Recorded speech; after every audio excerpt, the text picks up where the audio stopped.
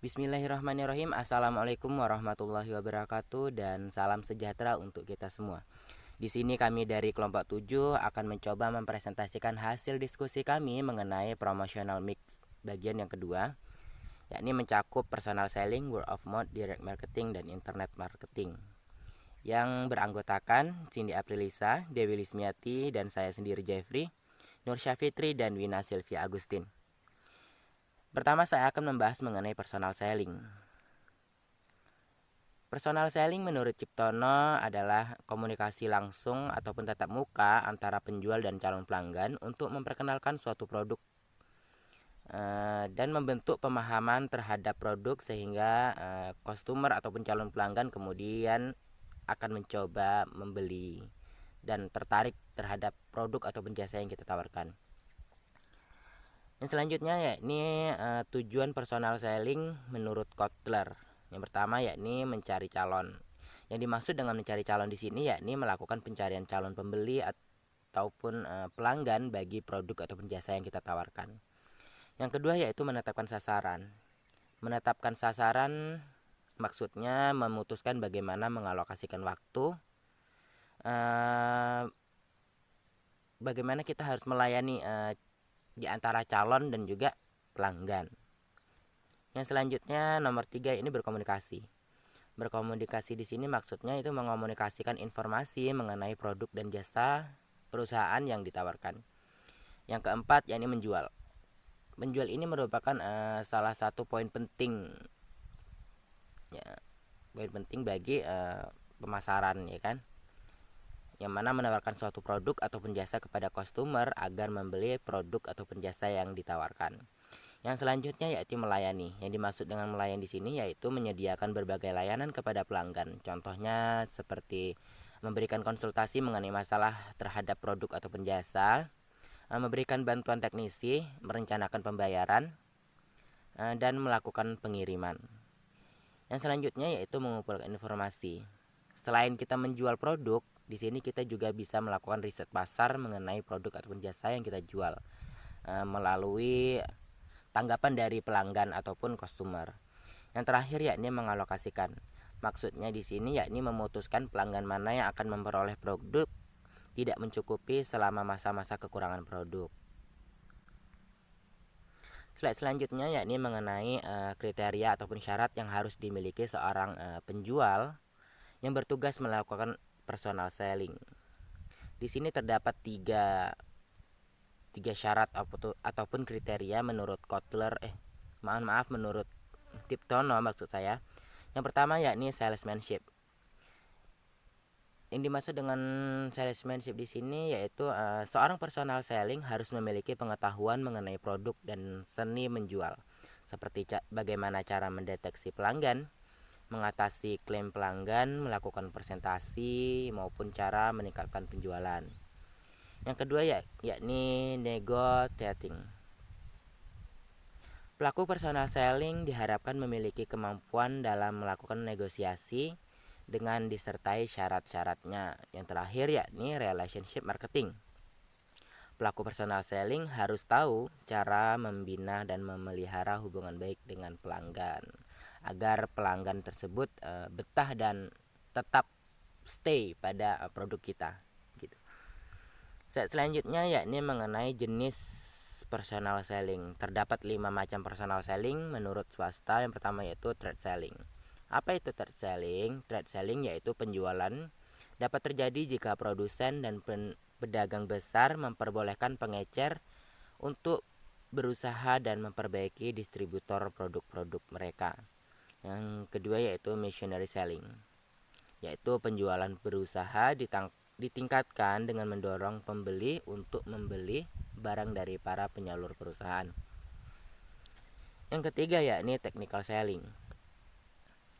Technical selling yaitu meningkatkan penjualan dengan memberikan saran dan nasihat kepada pembeli. Yang keempat yaitu new business selling, yaitu perusahaan membuka transaksi baru dengan mengubah calon pembeli menjadi pembeli. Biasanya new business selling ini sering digunakan oleh perusahaan asuransi. Yang terakhir yaitu responsive selling, yaitu penjualan diharapkan bisa memberikan reaksi terhadap permintaan pembeli. Slide selanjutnya yakni tahap personal selling menurut Kotler dan Armstrong. Di sini terdapat 6 tahap. Yang pertama yaitu mencari calon pelanggan. Pada tahap ini pemasar dituntut mencari pelanggan yang menjadi segmen perusahaan. Yang kedua pra-pendekatan maksud saya, yakni apabila sudah menemukan calon pelanggan, pemasar harus bisa menjalin hubungan baik untuk membangun kepercayaan antara perusahaan dan juga pelanggan ataupun calon pelanggan. Yang ketiga yakni presentasi dan demonstrasi. Pada tahap ini pemasar harus bisa menunjukkan bagaimana barang yang dijual, bagaimana kegunaannya, bagaimana fungsi dan apa sih keuntungan bagi customer jika membeli produk kita. Itu harus dipresentasikan ataupun dijelaskan kepada konsumen. Yang selanjutnya yaitu mengatasi masalah konsumen. Nah, di sini kan para konsumen memiliki beberapa keberatan kan, keberatan akan harga. Nah, dengan mengatasi masalah ini, kita dapat memberikan diskon ataupun potongan harga terhadap produk yang kita jual kepada pelanggan. Yang selanjutnya yakni tindak lanjut dan pemeliharaan. Yang dimaksud di sini yakni harus bisa menjaga pelanggan agar tetap loyal terhadap produk. Contohnya menelepon pelanggan mengenai produk yang sudah dibeli. Bisa juga dengan menggunakan layanan SMS bagi yang sudah membeli produk kita. Yang terakhir yakni pada tahap penutupan. Nah, pada tahap ini pemasar harus bisa menentukan apakah pelanggan ingin membeli produk atau tidak. Nah, momen ini harus dilakukan dengan sangat hati-hati karena sangat mempengaruhi keputusan pembelian. Slide selanjutnya akan dijelaskan oleh teman saya, dan sekian dari saya. Terima kasih. Baik, saya akan melanjutkan presentasi dari Jeffrey, yaitu word of mouth. Word of mouth atau disingkat dengan WOM merupakan komunikasi dari mulut ke mulut. Pengertian word of mouth marketing menurut para ahli ada 5. Di sini saya mengambil 1. Menurut Hasan, word of mouth marketing adalah pujian, rekomendasi dari komentar pelanggan sekitar, pengalaman mereka atas layanan jasa atau produk yang betul-betul mempengaruhi keputusan pelanggan atau perilaku pembelian mereka.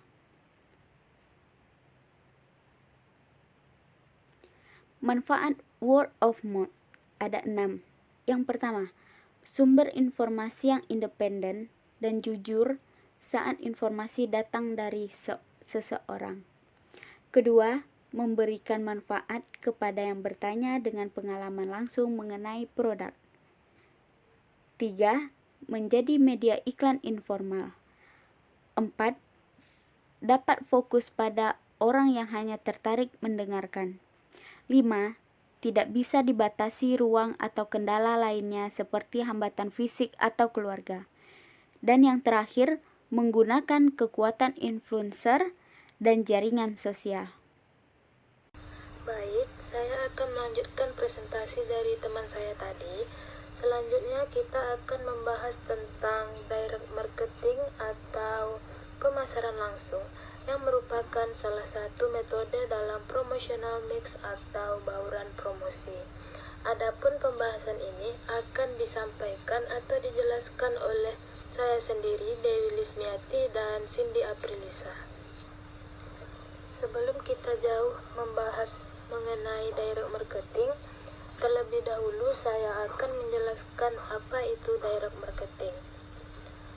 Yang pertama, itu menurut Pandi Jiptono dalam bukunya Strategi Pemasaran tahun 2008. Direct marketing adalah sistem pemasaran yang bersifat interaktif yang memanfaatkan satu atau beberapa media iklan untuk menimbulkan respon yang terukur atau transaksi di suatu lokasi. Yang kedua, itu menurut Kotler Gary Armstrong pada bukunya Principles of Marketing pada tahun 1996, istilah pemasaran langsung adalah sistem pemasaran yang menggunakan berbagai media periklanan untuk berinteraksi langsung dengan konsumen sasaran. Biasanya interaksi ini terjadi melalui telepon, email, atau bertemu konsumen secara langsung untuk mendapatkan tanggapan langsung.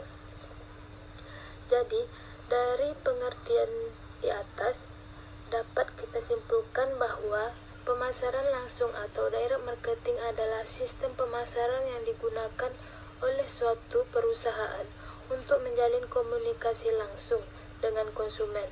Biasanya memanfaatkan satu atau beberapa media iklan untuk menghasilkan respon secara langsung dari pelanggan.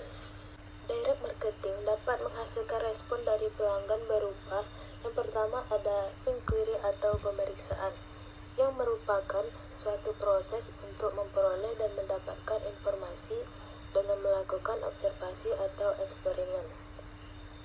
Contohnya pada bidang pariwisata, sebuah travel agent melakukan pemasaran langsung kepada pelanggan mengenai produk paket wisata yang ditawarkan. Pada proses ini, secara tidak langsung, pelanggan bertanya tentang paket wisata yang kita jual, seperti apa saja fasilitas yang disediakan, kemana saja tujuan selama perjalanan, dan lain sebagainya. Hal tersebut merupakan bentuk respon dari pelanggan yang berupa pemeriksaan. Yang kedua yaitu pembelian, yang merupakan respon konsumen terhadap minat mereka untuk membeli produk yang ditawarkan. Pada proses ini, pelanggan yang kita tawarkan, contohnya paket wisata tadi, mereka akan langsung mengambil keputusan untuk membeli jasa yang kita tawarkan. Bisa jadi salah satu alasannya karena tertarik dengan informasi-informasi atau pelayanan yang kita berikan. Di sini terjadilah respon berupa pembelian. Yang ketiga yaitu respon berupa dukungan.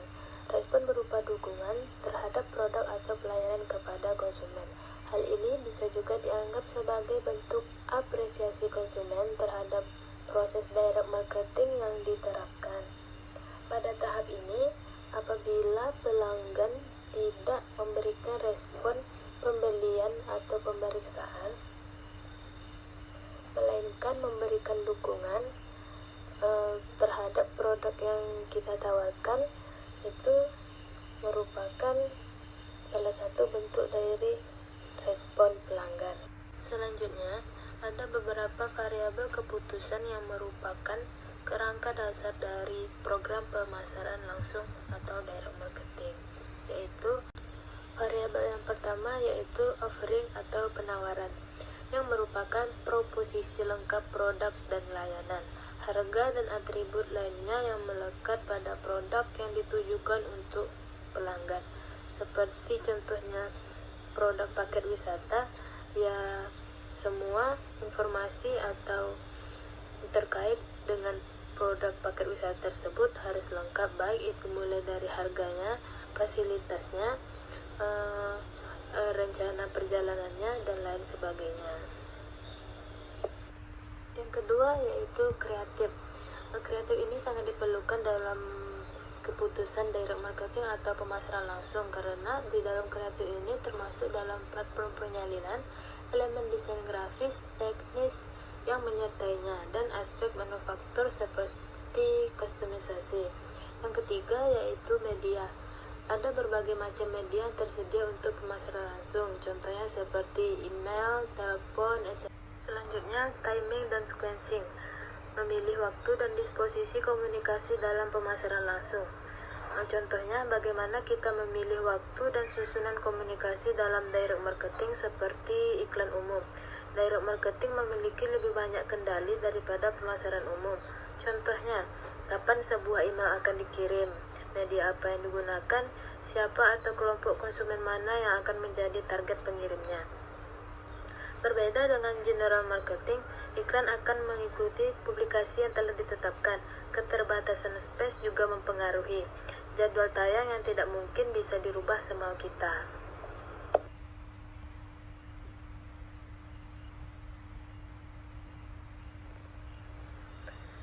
Yang terakhir yaitu customer service.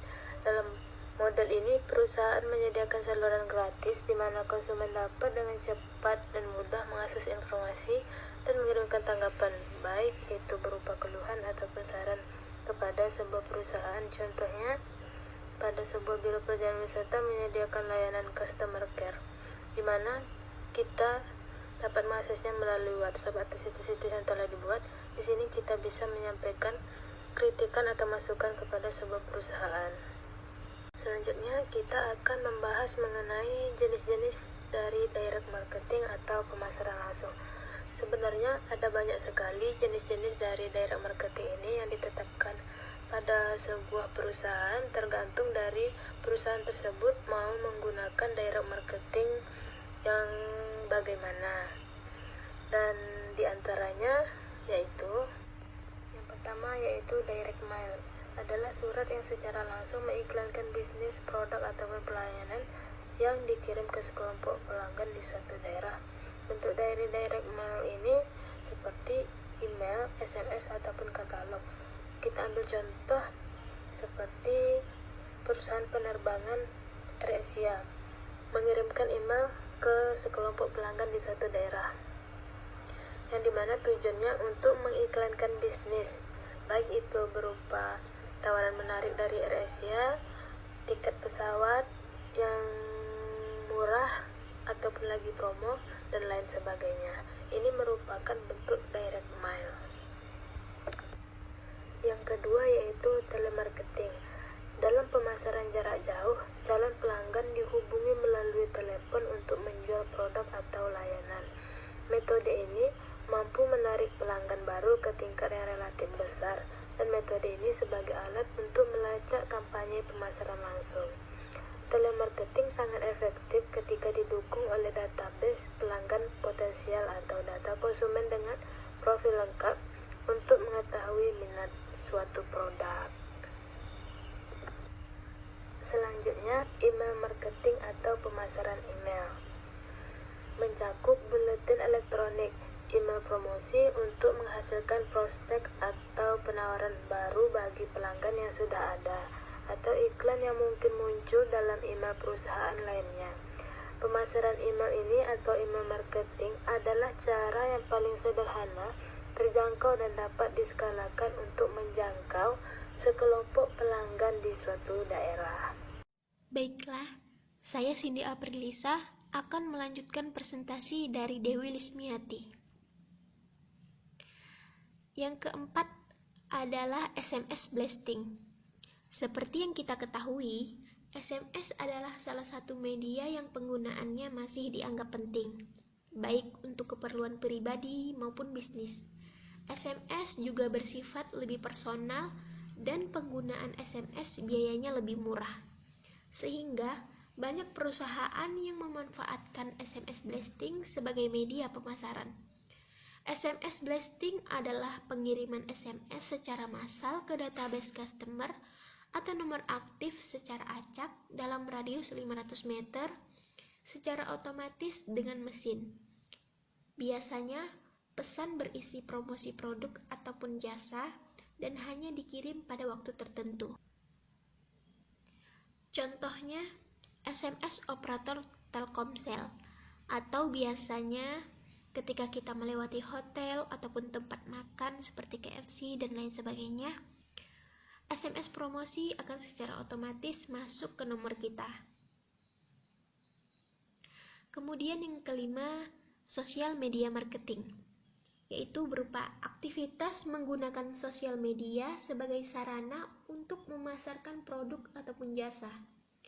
Biasanya sosial media marketing yang digunakan adalah Facebook, Instagram, ataupun Twitter.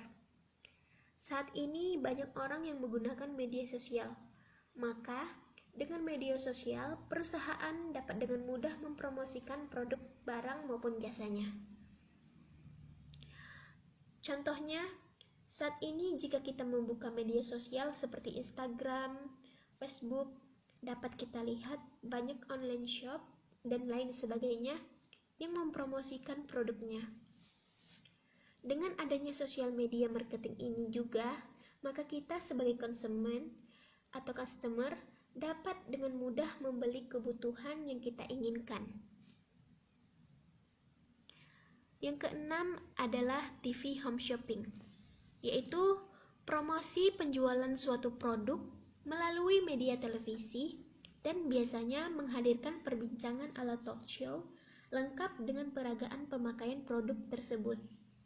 Durasinya rata-rata sekitar 30 menit dan sepanjang penayangannya terdapat running text berupa nomor telepon perusahaan yang bisa dihubungi oleh konsumen ataupun pemirsa yang tertarik.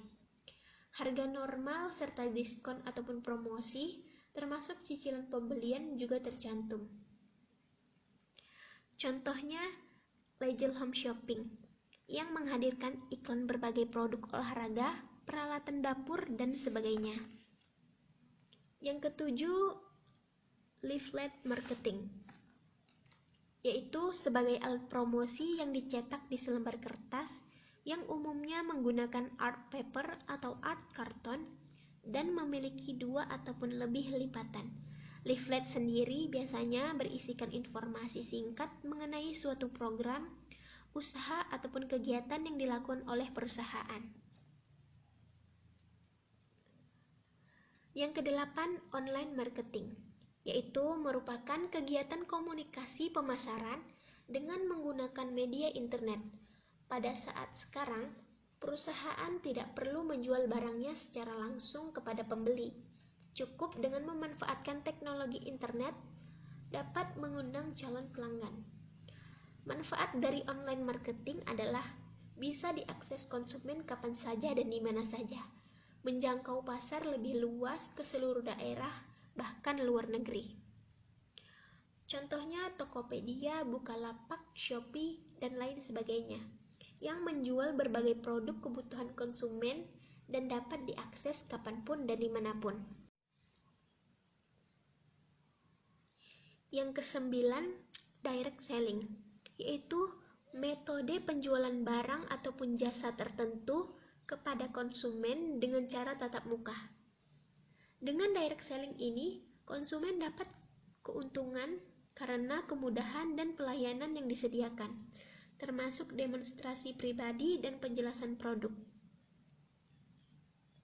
Contohnya, dalam pemasaran produk Tupperware, agen penjualan secara individu berhubungan langsung dengan klien untuk memasarkan produknya. Selanjutnya yaitu konsep direct marketing. Yang pertama menurut Duncan, pemasaran langsung adalah jenis pemasaran di mana perusahaan menjalin komunikasi langsung dengan konsumen. Strategi komunikasi langsung ini dianggap lebih efektif karena dapat berinteraksi langsung dengan mengakses database.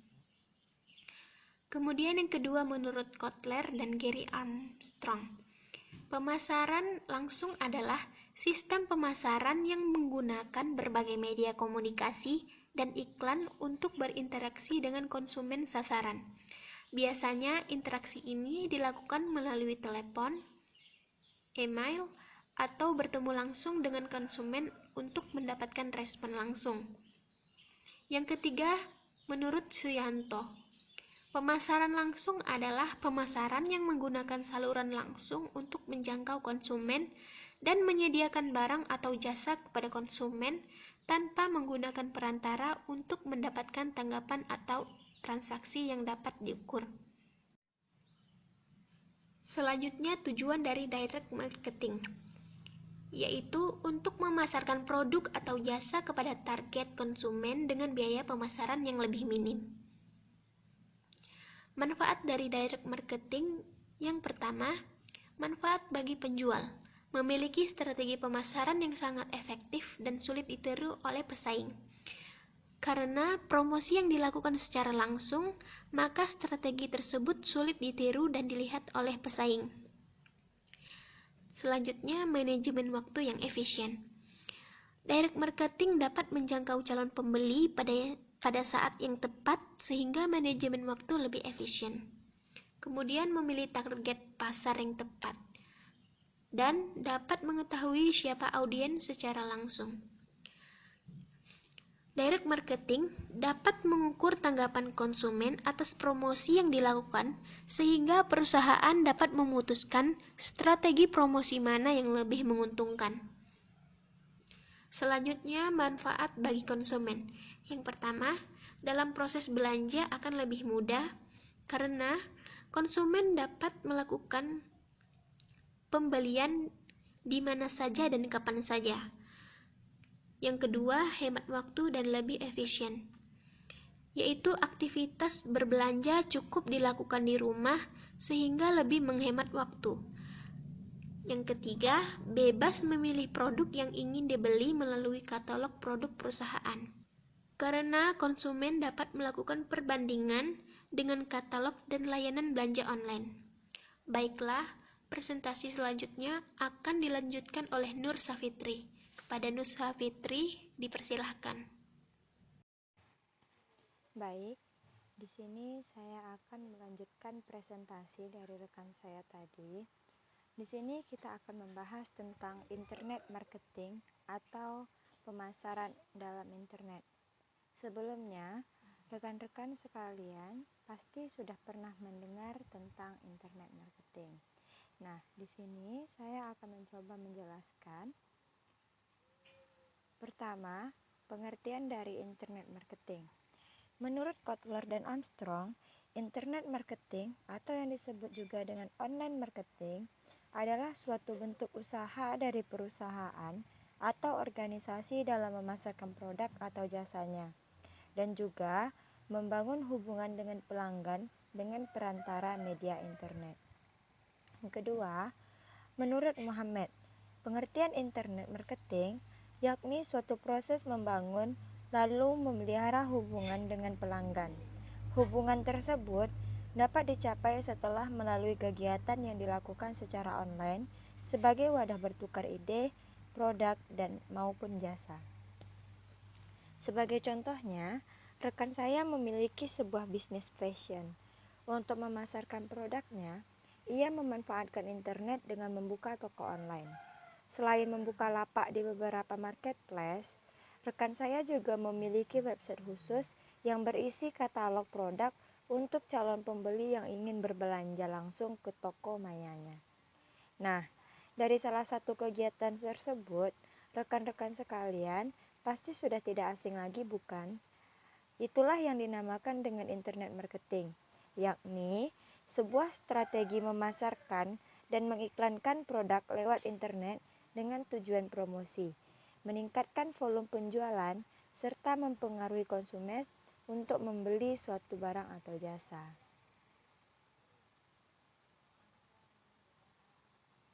Selanjutnya, tujuan dan manfaat internet marketing. Tujuan dan manfaat internet marketing menurut Cafe dan kawan-kawannya dikenal dengan istilah 5S. Apa itu 5S? Yaitu sell, serve, speak, save, and sizzle. Di sini, saya akan menjelaskan satu persatu dari 5S tersebut. Yang pertama, sell, meningkatkan penjualan. Untuk meningkatkan penjualan, dicapai melalui distribusi yang jauh lebih luas kepada para pelanggan yang tidak disediakan melalui layanan offline, atau mungkin saja melalui jangkauan produk yang jauh lebih luas daripada dari toko, atau juga harga yang jauh lebih rendah apabila dibandingkan dengan para penyalur lain. Yang kedua, serve atau menambah nilai. Menambah nilai ini dapat dicapai dengan cara memberikan keuntungan yang jauh lebih dengan online, atau menginformasikan pengembangan produk melalui dialog online terhadap para pelanggan. Yang ketiga, speak atau mendekatkan ke pelanggan. Mendekatkan diri kepada pelanggan dapat membuat komunikasi dua arah melalui dua jalur, yaitu web dan email. Yang keempat, save, menghemat biaya. Menghemat biaya ini hanya dapat dicapai dengan menggunakan komunikasi melalui email, transaksi, penjualan, dan juga servis secara online untuk mengurangi jumlah staf dan juga biaya cetaknya. Dan yang terakhir adalah sizzle atau memperluas brand online. Memperluas brand online ini dapat dicapai dengan cara menyediakan proposisi baru dan juga pengalaman online yang terbaru pada saat yang bersamaan. Selain tujuan dan manfaat dari internet marketing, kita juga membahas tentang komponen internet marketing. Komponen internet marketing ini menurut Muhammad dan kawan-kawan ada 5 komponen yang ada pada internet marketing, yakni proses, membangun dan mempertahankan hubungan dengan pelanggan, online, pemenuhan kepuasan, kebutuhan kedua belah pihak, dan juga pertukaran. Mari kita kupas satu persatu. Yang pertama itu adalah proses. Seperti pada sistem pemasaran tradisional, dengan teknologi dan melakukan evaluasi hasil program pemasaran secara menyeluruh. Yang kedua, membangun dan mempertahankan hubungan dengan pelanggan. Membangun dan mempertahankan hubungan dengan pelanggan adalah tujuan dari pemasaran.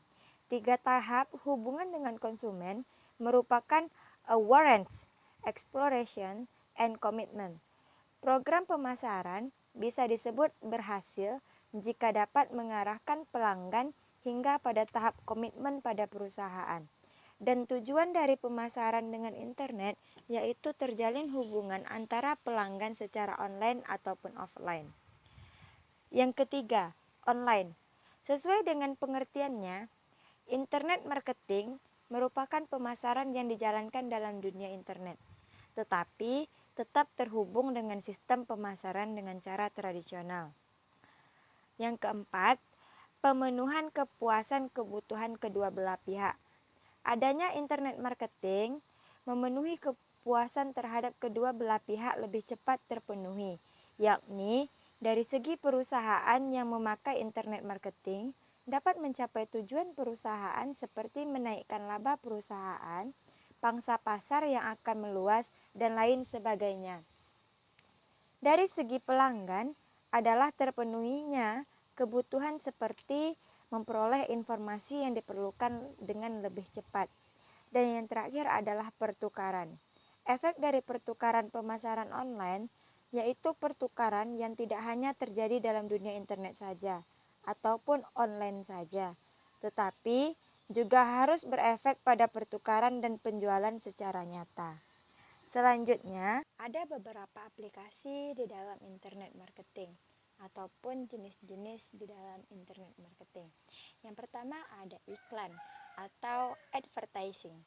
Iklan ditampilkan di suatu situs oleh pihak ketiga atau blog untuk supaya lalu lintas mengarah pada situs web perusahaan. Dengan menjalankan pemasangan iklan secara langsung akan dapat membuat produksi perusahaan menjadi meningkat.